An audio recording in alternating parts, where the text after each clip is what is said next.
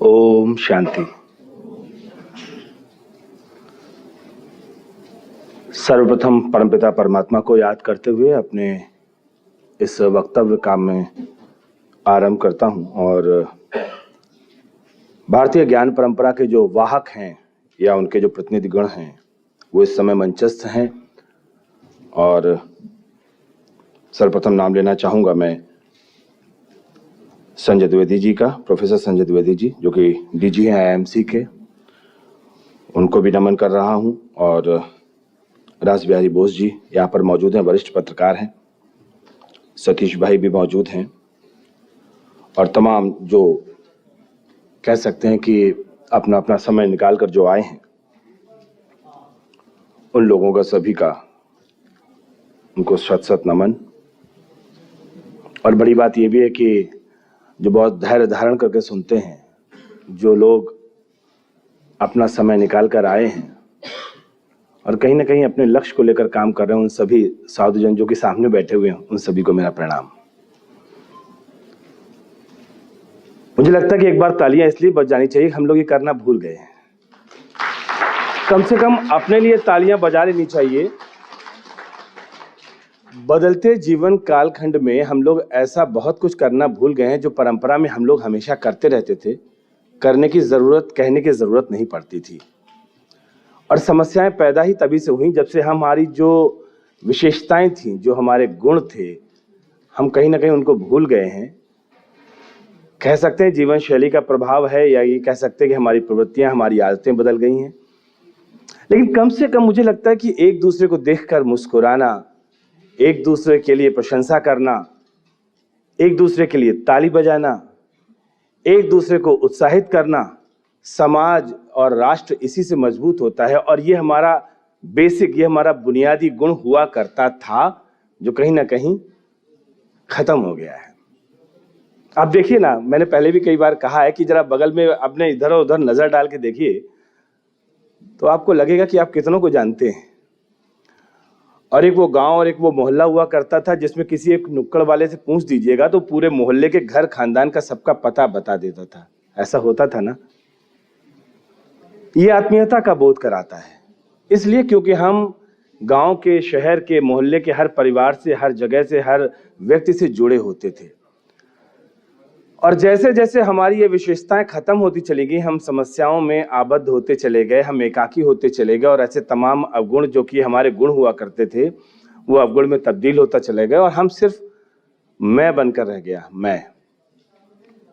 तो मुझे लगता है कि इसीलिए उन सारी चीजों के कहने की जरूरत पड़नी नहीं चाहिए। जो चीजें हमारे गुण थे, जो हमारी विशेषताएं थी, जिनके लिए हम जाने जाते थे और जिनके लिए पूरी दुनिया में वाहिद इकलौता अकेला मुल्क भारत है जो कि अपनी शान रखता है, अपनी आन रखता है। और वो यही कि हम एक दूसरे के प्रति बहुत ज्यादा संवेदनशील हैं, हम एक दूसरे को समझते हैं, हम एक दूसरे की भावनाओं को समझते हैं, हम एक दूसरे के दिलों की कद्र करते हैं, हम एक दूसरे से मोहब्बत करते हैं। और इसीलिए मैंने कहा कि बुनियादी तौर पर हमारे सिद्धांत, हमारे शास्त्रों में, हमारे पुराणों में, उपनिषदों में यही बात लिखी गई, वसुधैव कुटुंबकम की भावना हमने, इसीलिए हमने इसको चरितार्थ किया है। बहरहाल ये तो बात हमने इसलिए कही कि चूंकि आप बहुत शांत बैठे हुए थे, तालियां नहीं बजी, इसलिए 4 लाइनें मैंने आपसे शुरुआत में कह दी। थोड़ा विषयांतर हो रहा था, हम विषय पर आते हैं। और विषय हमारा ये कि भूमिका आध्यात्म की, योग की हमारे जीवन में। वैसे जो विषय हमारे पास आया था उसमें ये था कि role of spirituality and meditation for success in media profession. मुझे लगता है कि जीवन में आध्यात्म का महत्व तो बहुत महत्वपूर्ण है, मतलब उसका, क्योंकि जब हमारा जीवन अच्छा होगा तो जीवन में जो भी कार्य हम कर रहे होंगे उसमें सफलता प्राप्त करेंगे और हम जो भी आचरण करेंगे वो कहीं ना कहीं आध्यात्म से प्रेरित होगा और मेरे सभी काम हमारे सफल होंगे। तो आध्यात्म की जरूरत क्यों पड़ी, ये भी एक बड़ा सवाल उठता है। मैं सवालों से धीरे धीरे उस मंजिल पर पहुंच जाऊंगा जिस वजह से आज हम यहां पर बैठे हुए हैं। और उन सवालों के उत्तर हमारे स्वयं के अंदर है। ये बात ध्यान रखिएगा कि मैं यहां पर जो कुछ भी बोल रहा हूं या मैं बोलने जा रहा हूं, कुछ भी ऐसा नया नहीं बोल रहा हूं जो आपको पता नहीं है। मैंने वही बात कही, जैसे शुरुआत मैंने कहा कि हम चीजों को भूले हुए हैं, हमें बस उन चीजों को दोबारा से याद करने की जरूरत है कि हम थे कौन। ये बड़ा महत्वपूर्ण, और इसीलिए परमात्मा की कृपा से मैं ये देख रहा हूं कि अब ऐसा वक्त आ गया है कि अब ऐसे कार्यक्रम के आयोजन हो रहे हैं कि जो स्वयं मेरे से जो बोध कराने वाले हैं कि मैं क्या था।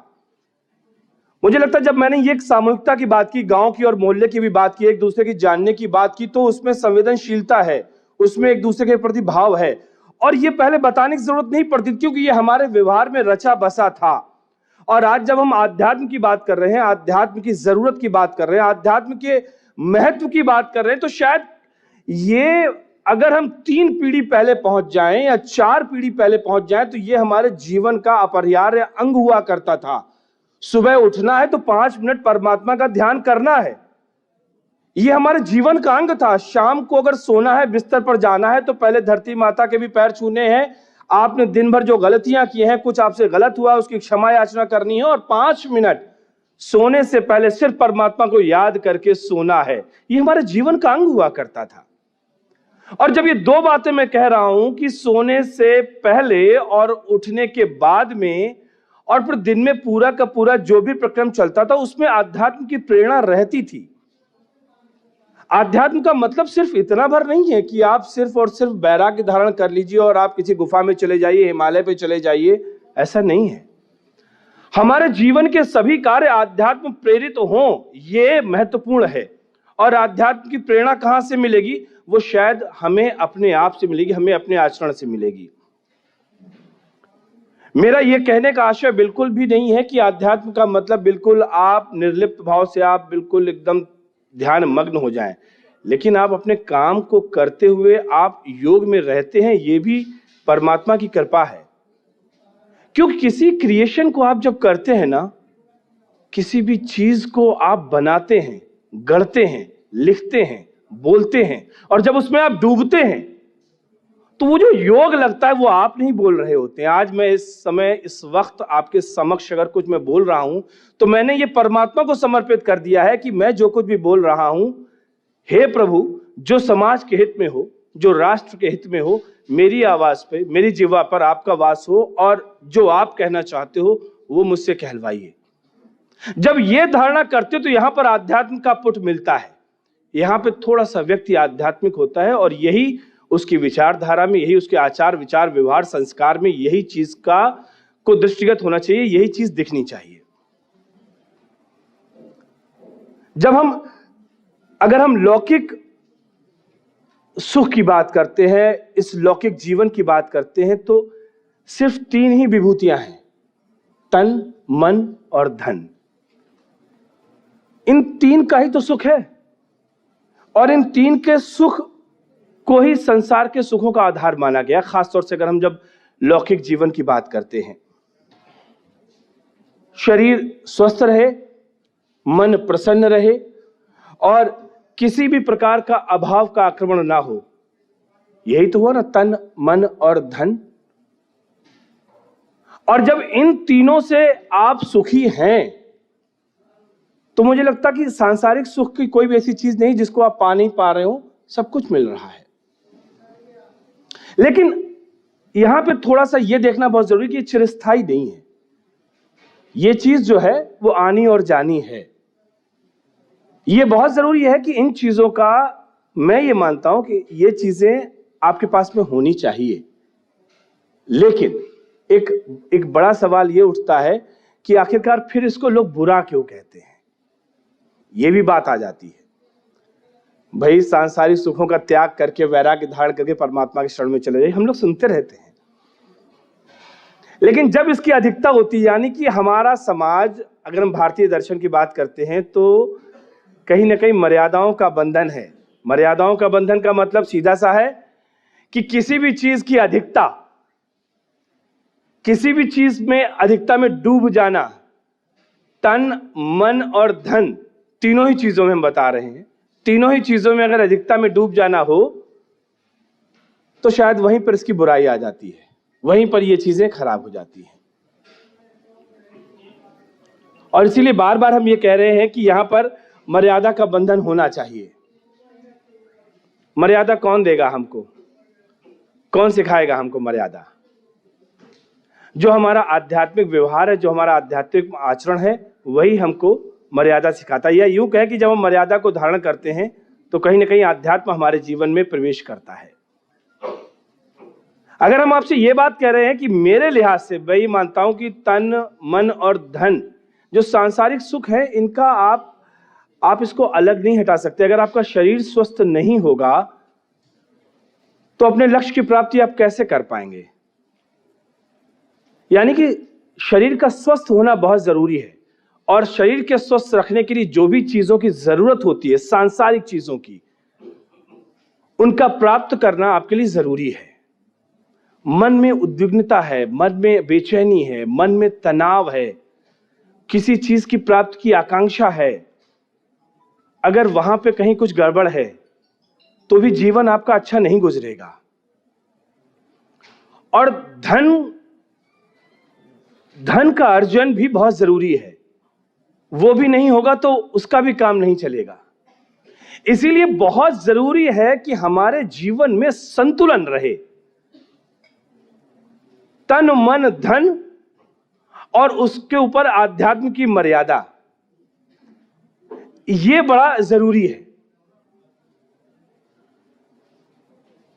और जब यहां पर बात आ रही थी कि चूंकि मर्यादा पत्रकारों के लिए खास तौर से, चूंकि विषय ऐसा मिला कि मीडिया के लिए,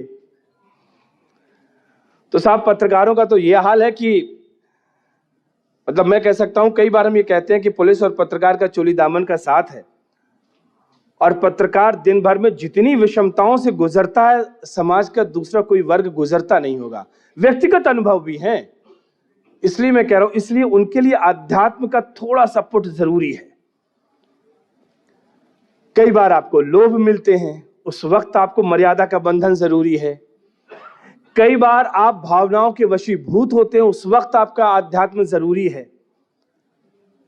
कई बार आपकी ऐसी ऐसी स्थितियों परिस्थितियों का सामना करना पड़ता है, एक मां के सामने उसके बेटे की लाश है और हमें अपने काम को अंजाम देना है, क्योंकि हमें हमारे ऑफिस से रिक्वायरमेंट है कि भाई हमें ये भेजना है, हमें उसकी मां से बात करनी है जिसके बेटे को उसके सामने मार दिया गया हो। अब आप बताइए तो जरा कि आप कैसे बात करेंगे, क्योंकि आपका मन खुद परेशान है। ये एक सिर्फ घटना भर एक चित्र मैं खींच रहा हूं आपके सामने, यानी कि आपकी आध्यात्मिक शक्ति का होना बहुत जरूरी है उस समय, क्योंकि जब आप अंतरकरण से, जब आप अंदर से मजबूत होंगे तो आप अपने काम को अंजाम दे पाएंगे। बहुत सारी घटनाएं हो सकती, मैंने इसीलिए संक्षेप में कहा। इसीलिए पत्रकारों के लिए बहुत ज्यादा जरूरी है कि वो आध्यात्मिक हों। और जब आध्यात्म की बात करते हैं तो आध्यात्म का सीधा सा मतलब यही होता है ना कि आत्मा का अध्ययन।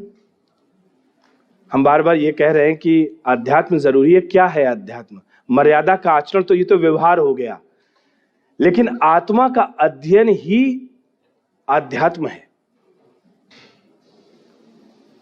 हम इस पूरे की पूरी भौतिक जगत में, पूरा का पूरा भौतिक जगत में हम एकदम लिप्त हैं। दिन भर जो कार्य व्यवहार है हमारा वो भौतिक जगत से है, आत्मिक जगत से। आप अपने शरीर की जरूरतों के लिए सब कुछ कर रहे हैं, आप अपनी आंखों के लिए, आप अपने जो आपकी ज्ञानेंद्रियां हैं, कर्मेंद्रियां, उनके लिए सब कुछ कर रहे हैं। आप अपने उदर के भरण पोषण के लिए, आपके शरीर सौष्ठव के लिए आप सब कुछ कर रहे हैं। आप जरा सोच के तो देखिए, आपके अंदर कोई है जो चीख रहा है, पुकार रहा है, और उसकी आपको झलक मिलती है। आप कहते हैं मुझे तनाव है, आप कहते हैं मन कुछ अच्छा सा नहीं है, आप दिन में कई बार कहते हैं यार तबीयत ठीक नहीं लग रही, क्या खराब है ये पता नहीं चल रहा है। ये आपके जो अंदर बैठा हुआ है, जो यहां पर बैठा हुआ है ना, वो तड़प रहा है। उसकी तड़प को शांत करिए, और उसकी तड़प सिर्फ आप ही सुन सकते हैं, कोई दूसरा नहीं सुन सकता है। जरा 5 मिनट अपने आप को दीजिए, और जब आप 5 मिनट अपने आप को देंगे, 5 मिनट जब आप अपना अंतर अवलोकन करेंगे, जब अंतर्मुखी होंगे, तो आप सोचेंगे ओह आप कितनी बड़ी गलती कर रहे हैं।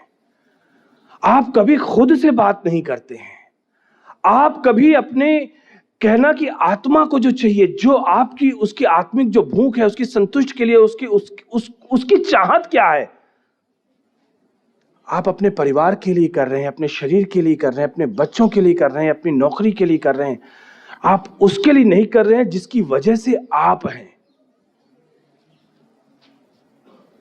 और ये उतना ही बड़ा अपराध है जैसे आप अपने इष्ट को गाली दे रहे हो, या अपने इष्ट को आप ना मान रहे हो, या आप अपने माता पिता को गाली दे रहे हो, या आप जिसके ऋणी हो उसको गाली दे रहे हो। ये उतना ही बड़ा अपराध है, क्योंकि जो आपके समक्ष है, जो यहां पर है, जो आपको चला रहा है, जो आपका नियंता है, जो आपको ज्ञान दे रहा है, जो आपको कौशल दे रहा है, जो आप रण क्षेत्र में आप कैसे, इस कुरुक्षेत्र में कैसे आप अर्जुन बने, जो उसकी सीख दे रहा है, आप उसके लिए ही कुछ नहीं कर रहे हैं।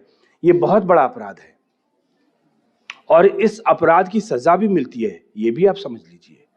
लेकिन जब वो सजा मिलती है ना, तब वो वक्त गुजर जाता है और फिर अफसोस करने के अलावा हमारे पास कुछ रहता नहीं है।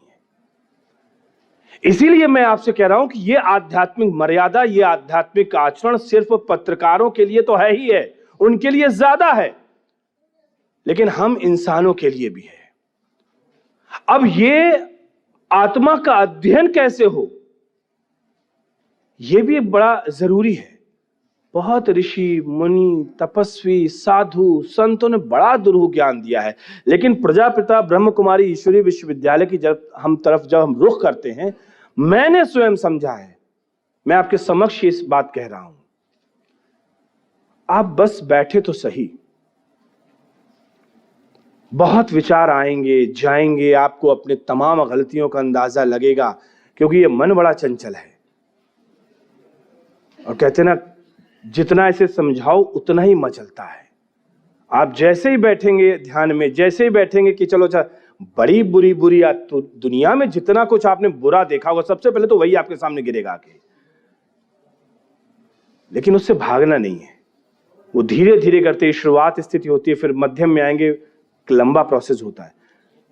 तो चूंकि समय मेरे पास बहुत कम है, मुझे ये भी लग रहा है कि शायद मैं ज्यादा ले रहा हूं समय, लेकिन मैं इतना जरूर कहना चाहूंगा कि हमारे आपके सबकी उन्नति के लिए, अपने लक्ष्य की प्राप्ति के लिए, अपने जीवन को सुंदर बनाने के लिए, और जो सुबह शाम हम लोग अपने आप से शिकायत करते हैं कि हमारे यहाँ पे दर्द है, मन परेशान है, ये अच्छा नहीं हो रहा है, ऐसा क्यों बुरा हो रहा है, ये हमारे ही साथ क्यों होना था, ये जो शब्द हमारे जीवन की आदत में बन चुके हैं ना, ये सारे शब्द आपके दूर हो जाएंगे। ये सारे के सारे जो आपके साथ में घटनाएं हो रही, ये दूर हो जाएंगी अगर हम अपने जीवन में आध्यात्मिक आचरण करेंगे, आध्यात्म का सहारा लेंगे और उसके लिए राजयोग करेंगे। क्योंकि जैसा हम देंगे प्रकृति को, प्रकृति हमें वैसा ही वापस देगी। इस समय प्रकृति भी बहुत ऐसे हो रही है। ये क्यों?